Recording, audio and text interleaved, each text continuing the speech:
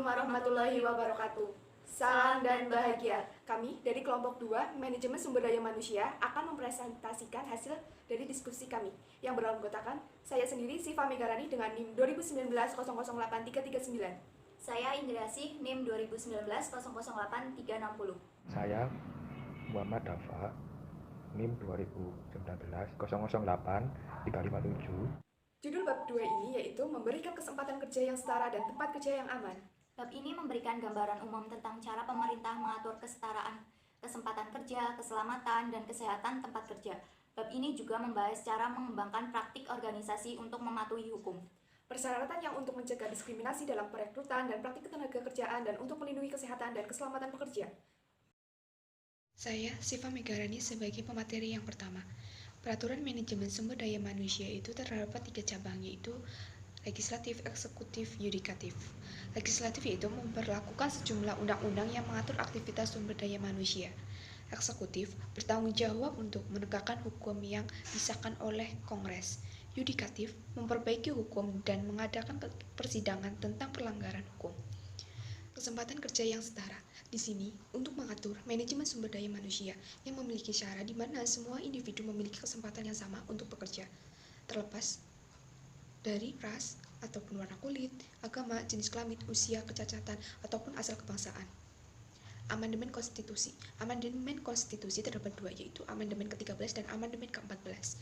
Amandemen ke-13 yaitu dihapusnya perbudakan di Isyad, Amerika Serikat.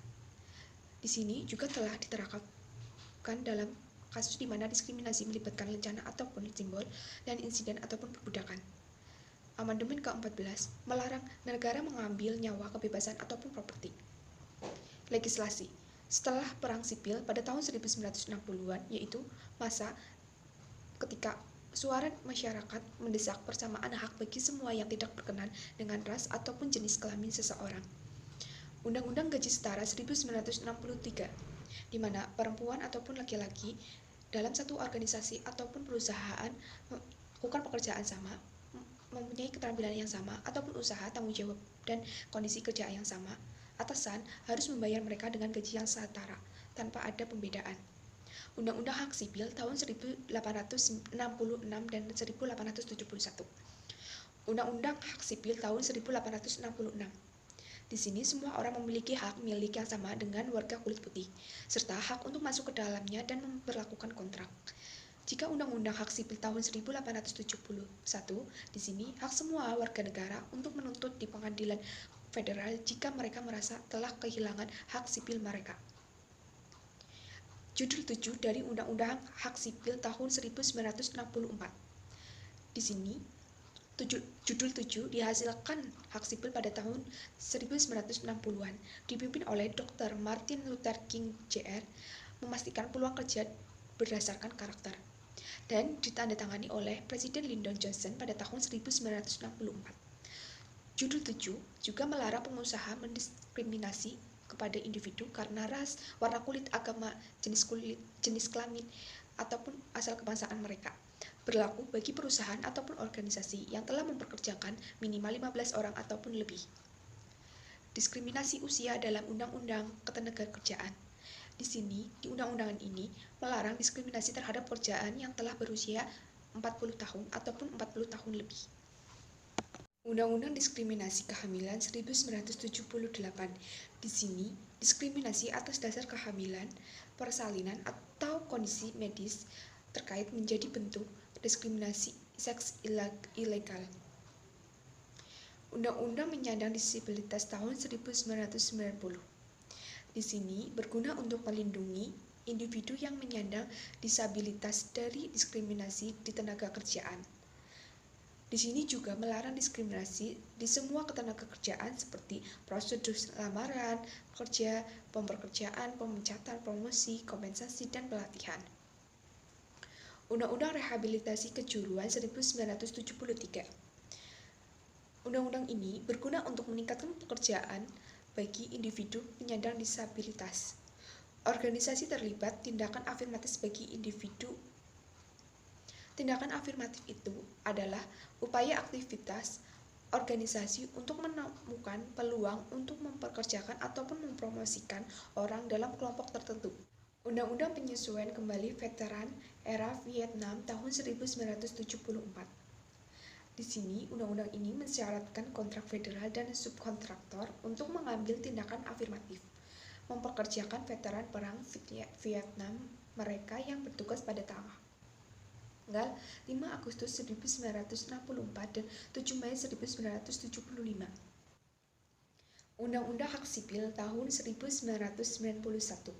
Pada tahun ini, Kongres memperluas bantuan yang tersedia bagi para korban diskriminasi secara lewat Undang-Undang Hak Sipil atau CRA 1991. CRA 1991 mengubah judul 7 dari Hak Sipil Bertindak tahun 1964 serta Undang-Undang Hak Sipil tahun 1866. Orang Amerika dengan disabilitas bertindak dan diskriminasi usia dalam Undang-Undang Ketenagakerjaan tahun 1967.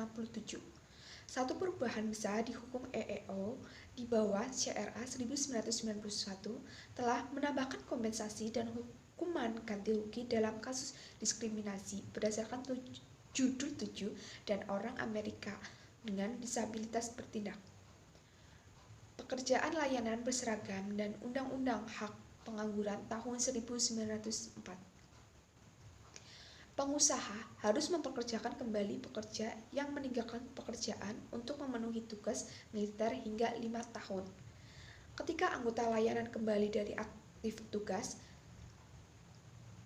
perusahaan ataupun yang mempunyai perusahaan harus mempekerjakan mereka kembali dalam pekerjaan yang seharusnya mereka dan status mereka dan gaji yang sama pula jika pekerjaan mereka tidak dihentikan. Undang-Undang Non-Diskriminasi Informasi Genetik tahun 2008. Di sini, pengusaha tidak boleh menggunakan informasi genetik untuk membuat keputusan, melarang mengumpulkan data yang tidak sengaja, melarang pelecehan karyawan. Perintah eksekutif terdapat dua jenis, yaitu Perintah Eksekutif 11.246 dan Perintah Eksekutif 11.478. Perintah Eksekutif 11.246 melarang kontraktor dan subkontraktor federal dari diskriminasi berdasarkan ras, warna kulit, agama, jenis kelamin, atau asal kebangsaan. Di sini diturunkan oleh Lyndon Johnson. Sedangkan Perintah Eksekutif 11.478 mengharuskan pemerintah federal untuk mendasarkan semua pekerjaannya kebijakan tentang prestasi dan kebugaran. Di sini menentukan ras, warna kulit, jenis kelamin, agama, dan kebangsaan. Di sini dipaparkan oleh Richard Nixon. Saya Indrasi NIM 2019-008360. Di sini saya sebagai pemateri kedua. Peran pemerintah dalam memberikan kesetaraan kesempatan kerja. A. Komisi Kesempatan Kerja yang Setara atau EEOC. EEOC bertanggung jawab untuk menegakkan sebagian besar undang-undang EEO termasuk Judul 7 dan Amerika dengan ACT Difabel. Untuk melakukan ini, EEOC menyelidiki dan menyelesaikan keseluruhan tentang diskriminasi, mengumpulkan informasi, dan mengeluarkan pedoman. Jika individu yakin bahwa mereka telah didiskriminasi, mereka dapat mengeluarkan keluhan dengan EEOC atau lembaga negara yang serupa. Mereka harus mengajukan pengaduan dalam waktu 180 hari sejak insiden tersebut. Setelah EEOC menerima tuduhan diskriminasi, EEOC memiliki waktu 60 hari untuk menyelidiki keluhan. Jika EEOC tidak yakin bahwa pengaduan tersebut valid atau gagal menyelesaikan insiden dalam waktu 60 hari, individu berhak untuk menuntut di pengadilan federal. Jika EEOC menentukan bahwa diskriminasi telah terjadi, perwakilannya akan berusaha bekerja dengan individu dan memberikan kerja untuk mencoba mencapai rekonsiliasi tanpa gugatan. EEOC juga memantau praktik perekrutan organisasi. Setiap tahun, organisasi yang merupakan kontraktor atau subkontraktor pemerintah atau memiliki 100 atau lebih karyawan harus mengajukan laporan informasi pemberian kerja ke EEOC. Laporan EEO1 adalah kuesioner online yang menayangkan jumlah karyawan di setiap kategori pekerja seperti manajer, profesional, dan buruh. Dipecah berdasarkan status mereka sebagai pria atau wanita, Hispanik atau non-Hispanik, dan anggota ras kita. Selain menyelesaikan pengaduan dan menuntut dugaan pelanggaran, EEOC mengeluarkan panduan garis yang dirancang untuk membantu perusahaan menentukan kapan keputusan mereka melanggar hukum diberlakukan oleh EEOC. B.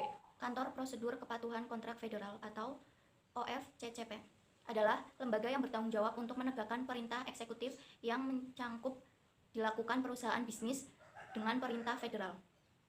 Rencana ini mencangkup 3 komponen dasar. 1. Analisis pemanfaatan, perbandingan ras, jenis kelamin, dan komposisi etnis dari tenaga kerja, majikan, dan pemasok tenaga kerja yang tersedia. 2. Tujuan dan jadwal, presentase perempuan dan mayoritas dalam organisasi berusaha untuk mempekerjakan di setiap kelompok pekerja, dan tanggal berapa presentasinya. 3. Langkah-langkah tindakan, rencana bagaimana organisasi akan mencapai tujuan selain bekerja menuntut tujuan untuk mempekerjakan perempuan dan mayoritas. Perusahaan harus mengganti afirma peran bisnis dalam memberikan kesetaraan kesempatan kerja. Sebagai contoh, Rara adalah pemilik atau manajer bisnis yang ingin menunggu pemerintah untuk mengidentifikasi, menyatakan bahwa bisnisnya tersebut telah gagal menyediakan kesempatan kerja yang setara. Sebagai gantinya, karena motif mulai dari kepedulian terhadap keadilan hingga keinginan untuk menghindari tuntutan hukum yang mahal dan pemukiman, sebagian besar perusahaan menyadari pentingnya mematuhi hukum ini. Seringkali manajemen tergantung pada keahlian profesional sebagai sumber daya manusia untuk membantu mengidentifikasi cara mematuhi. Para profesional ini dapat membantu organisasi mengambil langkah-langkah untuk menyadari diskriminasi dan menyediakan akomodasi yang wajar. C. Menghindari diskriminasi. Bagaimana Anda tahu jika Anda telah didiskriminasi? Keputusan tentang manusia sumber daya begitu kompleks sehingga diskriminasi seringkali sulit untuk diidentifikasi dan dibuktikan. Namun, ahli hukum dan putusan pengadilan telah sampai pada beberapa cara untuk menunjukkan bukti diskriminasi. Salah satu tanda diskriminasi adalah perlakuan yang berbeda. Perlakuan yang berbeda terhadap individual yang berbeda didasarkan pada ras, warna kulit, agama, jenis kelamin, asal kebangsaan, usia, dan status. Misalnya, sebuah perusahaan gagal mempekerjakan wanita dengan anak usia sekolah, mengklaim bahwa perempuan akan sering tidak hadir, tetapi mempekerjakan laki-laki dengan usia sekolah. Untuk menghindari perlakuan yang berbeda, perusahaan dapat mengevaluasi pernyataan dan investigasi yang mereka gunakan dalam membuat keputusan ketenagakerjaan. Ini harus diterapkan sama. Misal, jika perusahaan menyelidiki catatan keyakinan pelamar, itu harus menyelidiki mereka untuk semua pelamar, tidak hanya untuk pelamar tertentu atau kelompok ras. Tindakan afirmatif dan diskriminasi balik. Dalam bentuk aslinya, tindakan afirmatif dimaksudkan sebagai upaya ekstra untuk menarik dan mempertahankan karyawan minoritas. Upaya-upaya ini mencangkup perekrutan calon minoritas secara ekstensif. Di data kampus perguruan tinggi, beriklan, dan dipublikasikan berorientasi minoritas, dan Pro memberikan kesempatan pendidikan dan pelatihan bagi kaum minoritas. Namun, selama bertahun-tahun, banyak organisasi yang telah menggunakan kuota atau tujuan numerik untuk promosi kelompok. Kadang-kadang organisasi ini bertindak secara sukarela. Dalam kasus lain, diberlakukan oleh EEOC. Menyediakan akomodasi yang layak. Dalam konteks agama, prinsip ini mengakui bahwa bagi sebagian individu, agama, pengamat, dan praktik yang cerdas dapat menimbulkan konflik dengan tugas kerja, kode pakaian, atau praktik perusahaan. Misalnya, beberapa agama membutuhkan penutup kepala, mungkin perlu waktu istirahat untuk mengamati sabat atau hari-hari suci lainnya. Ketika karyawan memiliki hak keyakinan agama yang membutuhkan akomodasi, karyawan harus menunjukkan kebutuhan ini kepada majikannya, dengan asumsi bahwa itu tidak akan menghindarkan kesulitan yang tidak semestinya. Majikan diperlukan untuk mengakomodasi praktik keagamaan tersebut. Mereka mungkin harus menyesuaikan jadwal agar karyawan tidak harus bekerja pada hari yang dilarang agamanya, atau mereka mungkin harus mengubah persyaratan pakaian atau dandanan kerja, atau mungkin mengharuskan majikan untuk membuat akomodasi yang wajar. F. Mencegah pelecehan seksual. Kebijakan yang bersifat seksual merupakan pelecehan seksual bila keputusan terhadap perilaku semacam itu dibuat baik secara eksplisit maupun implisit sebagai syarat atau ketentuan pekerja individu. Penyerangan atau penolakan perilaku tersebut oleh individu digunakan sebagai dasar untuk keputusan pekerja yang mempengaruhi individu tersebut. Atau perilaku seperti itu memiliki tujuan atau efek yang secara tidak wajar mengganggu seseorang kerja, atau menciptakan pekerjaan yang mengintimidasi, bermusuhan, atau menyinggung. Untuk memastikan tempat kerja bebas dari pelecehan seksual, organisasi dapat mengikuti beberapa langkah penting. Pertama, organisasi dapat mengembangkan kebijakan pembuatannya sangat jelas bahwa pelecehan seksual tidak akan ditoleransi di tempat kerja. Kedua, semua karyawan baru dan lama dapat dilatih untuk mengidentifikasi perilaku tempat kerja yang tidak pantas. Selain itu, organisasi dapat mengembangkan mekanisme untuk melaporkan pelecehan seksual dengan cara mendorong orang lain untuk berbicara. Salam dan bahagia. Saya Muhammad Dafa, NIM 2019-008-357 akan melanjutkan yang sudah dibacakan oleh teman saya. Jadi di sini kita akan menghargai tentang keragaman, yaitu warna kulit, ras, dan budaya-budaya yang ada di Indonesia. Kita satu Indonesia harus satu, gotong royong, tanpa adanya permusuhan. Slide berikutnya ini tentang membahas keselamatan pekerja dan kesehatan. Nah, yang pertama, keselamatan kerja dan UU Kesehatan. OSHA bertanggung pemberi kerja menerapkan standar keselamatan dan kesehatan dan mengenakan denda untuk pelanggaran intim. Lanjut yang kedua, tentang UU K3 yang tadi, membagi bertanggung jawab penegakan hukum di antara Departemen Tenaga Kerja dan Departemen Kesehatan. Lalu tugas-tugasnya, yaitu yang pertama tugas umum. Tugas umum untuk memberi setiap karyawan tempat kerja yang bebas dari bahaya yang diketahui yang menyebabkan atau kemungkinan besar akan menyebabkan kematian atau cedera fisik yang serius. Lalu dengan tugas khusus. Tugas khusus ialah penguasa harus menjaga, mencatat terkait pekerjaan cedera dan penyakit. Lalu next slide berikutnya. Yang pertama, penegakan UU K3. OSHA bertanggung jawab memeriksa bisnis keamanan kesehatan pelanggaran dan OSHA melarang memberitahu infeksi sebelumnya. Yang kedua, tentang dampak UU K3. Hukum saja tidak selalu menjamin kemauan karyawan aman. Banyak kecelakaan dikarenakan hasil dari perilaku tidak aman, bukan pekerjaan yang tidak aman. Apakah Anda tahu hak dan tanggung jawab karyawan? Pertama, hak memperoleh upah. Kedua, hak mendapatkan kesempatan dan perlakuan yang sama. Ketiga, hak mendapatkan pelatihan kerja. Keempat, hak penempatan tenaga kerja. Yang kelima, hak memiliki waktu kerja yang sesuai. Yang keenam, hak mendapatkan kesehatan dan keselamatan kerja. Yang ketujuh, hak mendapatkan kesejahteraan. Yang kedelapan, hak ikut serta dalam serikat pekerja atau buruh. Yang kesembilan, hak untuk. Yang kesepuluh, hak khusus karyawan perempuan. Yang terakhir adalah kewajiban karyawan. Keamanan disponsori oleh pengusaha dan program kesehatan.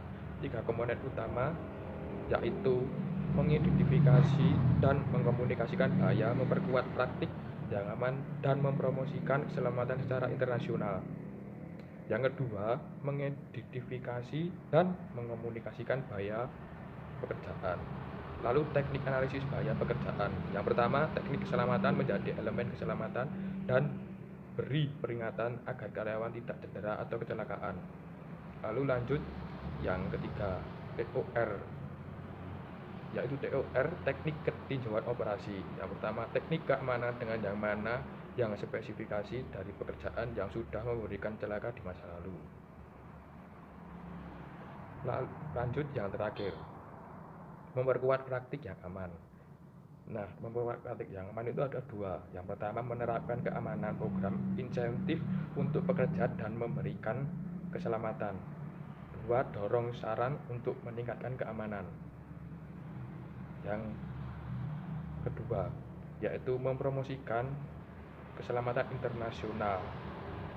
Bagaimana itu?